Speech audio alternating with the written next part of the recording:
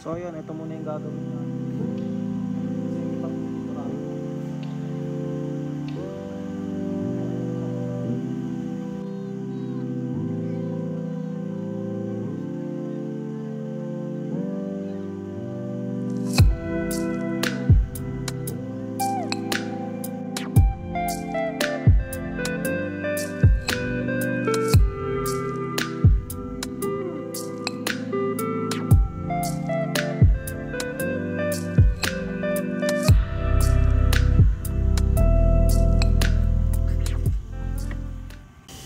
So yun, dahil wala tayong trabaho ngayon, wala nang isasalang, wala nang mga container na ubos ko na.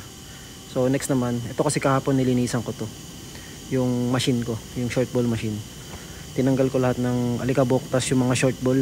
Basta mahirap din, isang araw ko rin siya ginawa. Kasi pipinturahan siya ngayon para magmukhang bago. May mga part kasi dun sa likod na wala na siyang pintura, tsaka sa taas nabura na sa katagalan. So pipinturahan lang natin ng panibago yan. Ayan o, yung buong machine na yan. So yun, bala ito yung nilinis natin kahapon, kaso may mga natira pa rin, kinuntinyo ko lang. Ito yan, saan dami yan, puro short ball machine yan, mga ganito. Short ball machine, puro short ball, puro ganito. Hanggang doon paikot, pati dito nadakot ko na, tas dito ko lang siya nilalagay, nilalaglag ko dyan. Pipinturahan din kasi to, kaya dapat walang ganito. Tapos ayun yung mga pintura, diba? So kung mapapansin nyo, walang umaandar na machine kasi wala nang trabaho.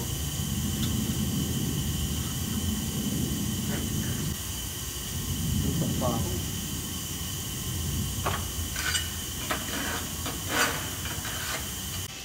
So yun, malamig pero pinagpapawisan tayo. Ayun, ibig sabihin nagtatrabaho tayo na maayos. Tarot. Hindi, nandun kasi ako sa taas nagpipintura na. Ayun, puro pintura na yung uniform. Pero all goods lang yan. Marami naman tayong uniform dito. Tsaka taon-taon naman nagpapalit, diba? Pawis eh. Doon ako nagpipintura sa taas. Doon sa third floor, yung tatlong akyat. Isang hagdan, dalawa, tatlong hagdan doon sa taas. Mahirap kasi basta tubo-tubo yung pinipinturahan, singit-singit. So in break time, yung merienda natin, ram yan tsaka kimbap.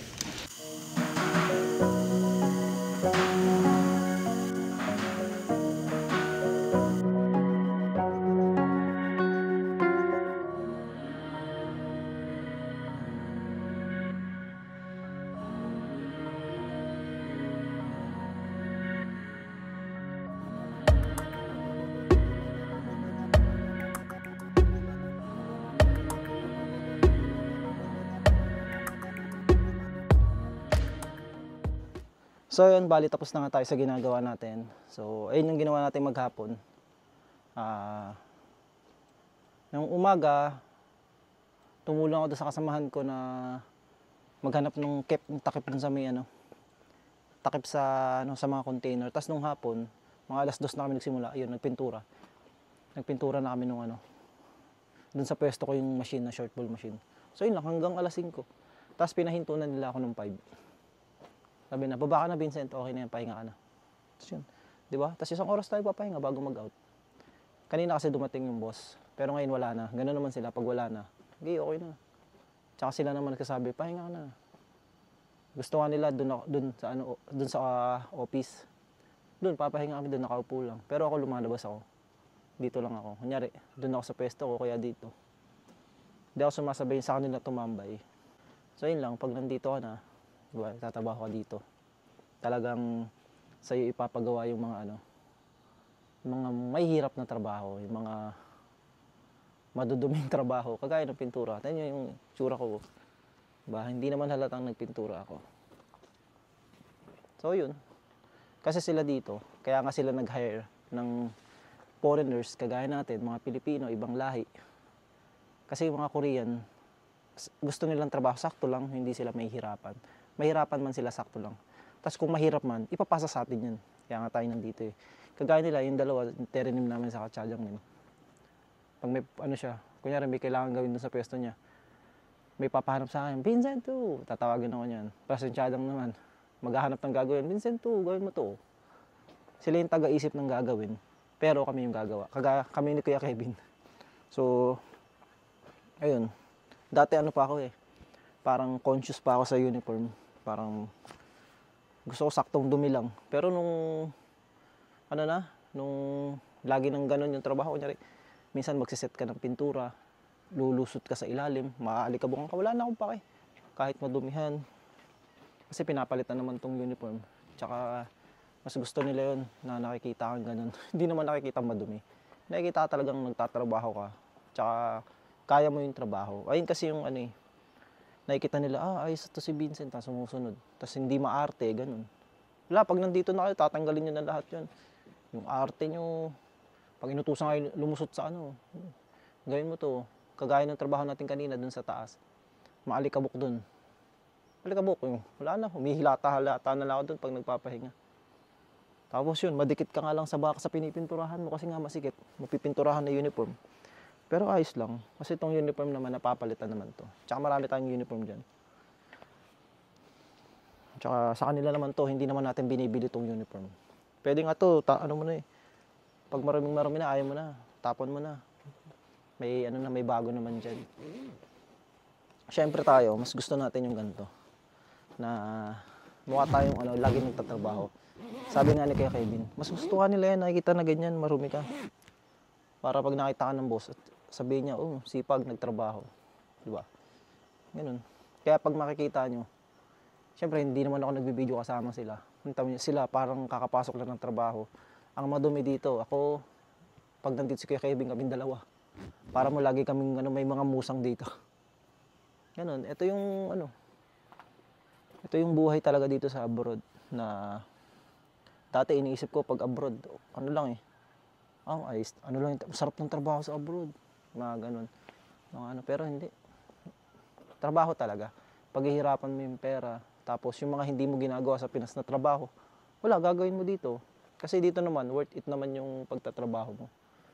Dati sa Pinas, hindi ka mapapaglinis ng mga ganyan, yung maalikabok ka, papasa mo sa iba, ikaw na gumawa niyan. Kasi ganun lang yung bayad. Dito, kahit, sige, maghihiga ka dyan, magugulong ka dyan sa sahig. Diba? Yung bayad naman kasi sa'yo dito. So yun, mawawala, pag nandito ka na nga sa abroad, mawawala yung arte mo sa katawan, ganun. Yung, basta, mawawala yung arte mo, tapos masasanay ka sa trabaho, sa lahat ng mga trabahong ipapagawa sa'yo.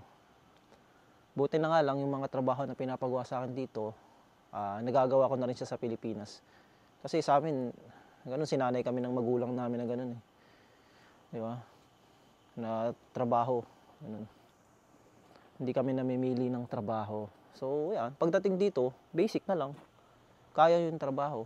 Kasi pagka pumunta ka dito, tapos wala kang kahit anong experience, talagang mahirap din mag-adjust.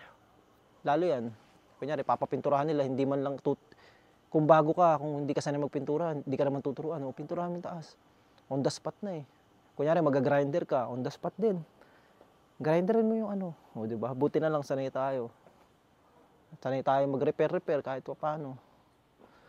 Diba? Yung mga natutunan natin sa Pilipinas na akala natin pinapapahirapan tayo kasi pinapagawa sa atin or nahihirapan tayo, makakatulong pala yun sa atin pag nandito na tayo sa abroad. So yun, lahat ng mga natutunan ko, kahit sa pag-aayos ng motor, kahit sa paglilinis, paghugas ng pinggan, yun, mga simpleng bagay na lang paglalaba.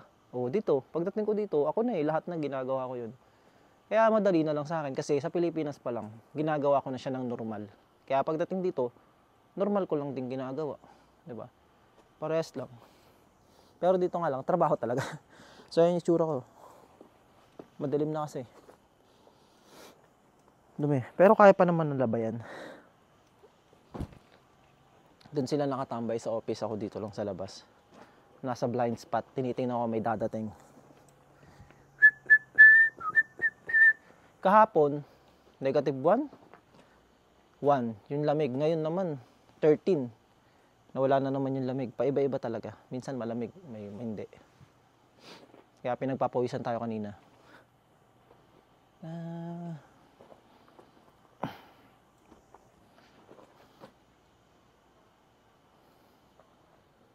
So yun lang no, kung napapanood nyo tong video ko, at syempre nagbabala kayo mag-abroad, ganun. Ihandaan nyo yung sarili nyo, ihandaan nyo yung ano nyo, katawan nyo, yung utak nyo. Yan, sa trabaho, ganun. Kasi maganda may experience ka na sa pagdating sa pagtatrabaho. Para pagdating mo dito, konting adjustment. Mag-a-adjust, ang laki kasi ng adjustment mo dito eh. Yung pakikisama sa mga Korean, yung lengguwahe nila. Eh kung yung mga trabaho, alam mo na, kahit hindi mo sila naiintindihan, may pinagawa sila sa'yo. Ah, alam ko yan. Kunyari, parang sinabi lang nila, oh, ano yun mo to? Oh. Eh, alam mo yung trabaho na yun. At least, pagka lahat hindi mo alam gawin, hindi mo mahirap, hindi mo sila makausap, makommunicate. Tapos yung pakikisama sa kanila. Oh, 'di ba? Kasi minsan naman kahit hindi mo sila naintindihan, makita mo pa lang na may papagawa. Oh, kunyari, may bibigay sa iyo na pampintura, oh, alam mo na magpipintura ka. Kunyari may bibigay sa iyo na ano na mag-grinder rin. Alam mo na mag-grinder rin. O kaya may bibigay sa iyo yung cutter, alam mo na may kunyari hiwain mo 'to. Yun. Kaya mong siyang gawin. Ganon, kailangan handa pag nandito. At basta, pag nasa abroad na kayo, marami kayo matututunan na, na experience na magagamit nyo rin pag uwi ng Pilipinas. So, yun. Yun lang. So, hanggang dito na lang yung vlog natin kasi magsasarado na tayo ng company dahil magpa 5:55 na. So, yun lang. Basta, handaan nyo yung sarili nyo pag nandito na sa abroad. Kagaya ng pinapakita ko sa inyo kung ano yung buhay talaga dito sa abroad. Na hindi natin kasi nakikita eh. Akala natin. Minsan kasi yung mga kakilala natin nasa abroad, ang nakikita natin, yung mga gala lang nila, yung mga, alam nyo yun, yung mga kumakain lang sila sa labas. Hindi nila napapakita yung trabaho kasi hindi naman sila nakakapag-video. Minsan hindi rin. Basta hindi, yung iba kasi hindi naman kagaya natin na nagbablog. So ako talaga, gusto ko ipakita na ganun, ganito yung trabaho. Kasi isipin nila, ay, madali lang trabaho doon. Tingnan nyo, pagala-gala lang sila doon. Pag wala silang pasok, nagsha-shopping. Oh, nabibili nila yung gusto nila. Pero hindi nyo nakikita, in the other side nun, pinaghihirapan talaga. Lahat ng pera na kinikita, talagang, ganun, sakripisyo. Ayun yung, ano nun. Kaya pag nakakalabas kami, nakakabili ng mga gamit, sobrang tuwan-tuwa na kami nun. Kasi, pinaghirapan namin. Tsaka, ano, parang reward na sa amin yun kasi sa pagod. Tsaka sa sakripisyo nga. Tapos, yun. Basta, ano, pag nandito na sa abroad, malalaman mo yung halaga ng pera. Kasi lahat ng kinikita mo dito, pinaghihirapan mo. Kaya, minsan nagiging madamot ka din. Kasi pinaghirapan mo yung pera eh. Hindi mo siya basta pinulot. Hindi siya basta binigay lang. Tsaka dito, ibang-iba sa abroad kaysa sa Pilipinas. Dito grabe yung sakripisyo ng ano natin. Grabe yung sakripisyo natin dito sa abroad kasi